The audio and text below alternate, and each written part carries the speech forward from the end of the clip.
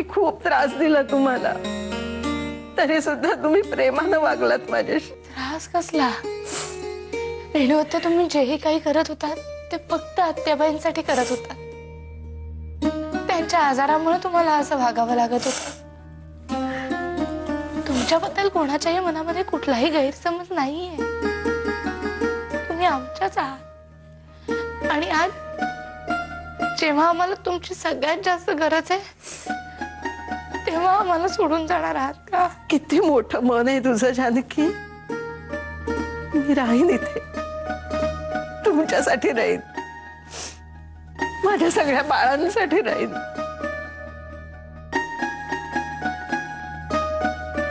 तुझे मामा आणि आई आलेत ना? तुम्हा दोघींना न्यायला आलेत का ते? नाही, बरोबर आहे. आता लग्नाचं नाटक करून काय करणार? बरं, पुढे काय करायचं ठरवलंय तुम्ही? सध्या तरी या विषयावर मला चर्चा करायची नाहीये. तुम्ही फक्त एवढंच सांगा की या लग्नाचं जे व्हिडिओ शूटिंग तुम्ही केलंय ते जर मला हवं असेल तर त्यासाठी मला काय करावं लागेल. आत्याबाई नुकत्याच गेल्यात, त्यांचे दिवस पण व्हायचे आणि अशा वेळेला त्या दोघींनी लगेच निघून जाणं बरं दिसणार नाही ना? काय ताई? कोणाला बरं दिसणार नाही कर्वे? हे लग्न झालं होतं हे फक्त आमच्या कुटुंबाला आणि तुम्हा काही लोकांना एवढ्यानंच माहिती आहे ना. त्यामुळे दुसऱ्या कोणी काही विचारण्याचा, कोणाला काही वाटण्याचा काही प्रश्नच येणार नाहीये. हो, तुम्ही म्हणताय ते बरोबर आहे, पण आत्याबाई गेल्यानंतर असं लगेच निघणं बरोबर नाही ना. कर्वे, हे लवकरात लवकर संपलेलं बरं. नाही, कर्वे म्हणतात ते ठीक आहे, तसंच करूया. गड्या, एकच चांगली गोष्ट घडली ते म्हणजे आत्याबाईंना सगळं आठवलं. मी आठवले, तू आठवलास. त्याने तुझ्यासाठी निरोप पण दिलाय. मला म्हणाला, गड्याला ना खूप शिकून खूप मोठं व्हायला सांग. आपल्याला या घरात त्या सुगंधासारखं लाचार म्हणून राहायचं नाही. या घरात राहण्याकरता काहीतरी ठोस कारण तरी हवं ना. तू नको काळजी करूस, ह्याच्यावरतीही मी विचार केलाय.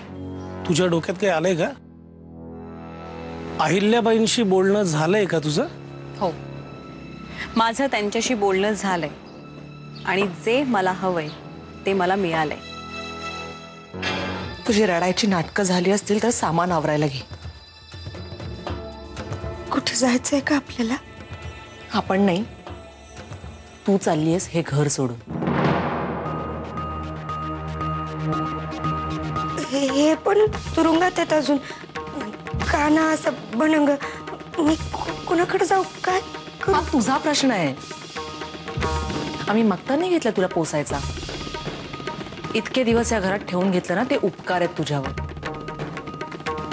आता प्रेमाने सांगते तोपर्यंत निघून जाय तू. अहिल्याताई, अहो असं काय करताय? हे बघा, तुम्हीच काहीतरी करू शकता माझ्यासाठी. नाही म्हणू नका, हात जोडते तुमच्या समोर.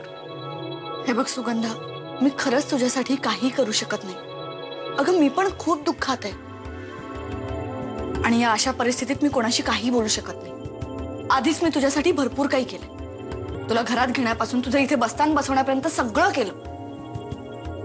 तुझ्यासाठी यांच्याशी, घरातल्या सगळ्यांशी भांडले. पण नाही, आता मी कोणाशी काही बोलू शकत नाही. मला माफ कर. हो अहिल्याताई, असं काय बोलताय तुम्ही? मी नाही का तुम्हाला वेळोवेळी मदत केली? तुमचे सगळे प्लॅन सक्सेसफुल करायला मदत केली का नाही मी तुम्हाला? अहो आता ऐन वेळेला कशी कच खातो? सुगंधा, मी एकदा सांगितलं ना, मी काही करू शकत नाही. सॉरी.